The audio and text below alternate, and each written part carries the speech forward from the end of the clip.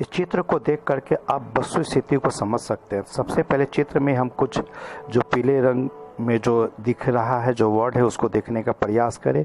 सबसे पहले हम बाएं तरफ हम चर्चा करेंगे। बाएं तरफ नीचे से डीबीओ रोड है जो दक्षिण से उत्तर की ओर यानी ऊपर की ओर जा रहा है, यही है दुर्मुख श्योक रोड जो है, यही है जो दौलत बेग ओल्डी की ओर जाएगा। इसके बाद देखिए इसी सड़क के पास ही है आईटीबीपी का बेस कैंप है। इसका तीसरा देखिए स्वेक गलवान कॉन्फ्रेंस यहाँ है, यानी कि दोनों का मिलन स्थल, यानी कि स्वेक नदी जो ऊपर से नीचे की ओर आ रही है, स्वेक नदी में ही गलवान नदी आके मिलती है और ये मिलती है भारत में ही मिलती है।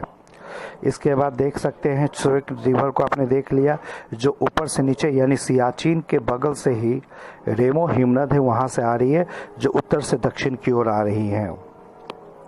इसके बाद देखेंगे दाएं तरफ आप आके देखें एलएसी को, देखें एलएसी को ध्यान में देखेंगे। एलएसी 1959 में 1959 में झाओ एन लाई ने कहा था, इसी को एलएसी ने कहा था। भारत सरकार के द्वारा मान्यता 93 को मिला। एलएसी को जरा ध्यान से देखिए और गलवान रिवर को देखिए। तो गलवान रिवर जो है गहरी घाटियों में बहा करती है, इसलिए पूरे इसके आसपास का क्षेत्र को गलवान घाटी कहा जाता है।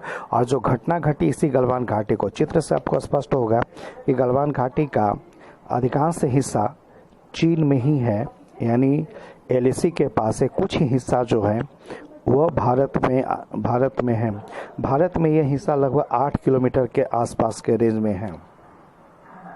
जहाँ एलएसी के पास देखेंगे वहाँ पर गलवान रिवर जो है थोड़ा सा मुड़ा हुआ है और इसका 2 छोर बन जाता, पूर्वी छोर और पश्चिमी छोर।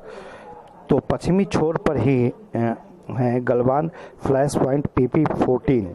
PP14 का तात्पर्य होता है पेट्रोलिंग पॉइंट 14। ये सबसे महत्वपूर्ण चीज़ है।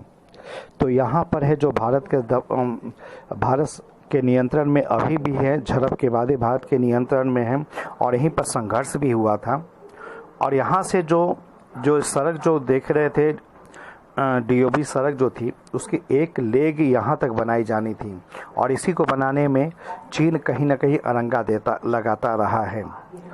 तो आप समझ सकते हैं कि शुरुआत में जो गलवान जो रिवर था उसका पूर्वी छोर को वो अपनी सीमा मानता था, पश्चिमी छोर को। अब पश्चिमी छोर का मतलब है भारत में जो संरचना जो हो रही है उस पर निगरानी इजी वे में रख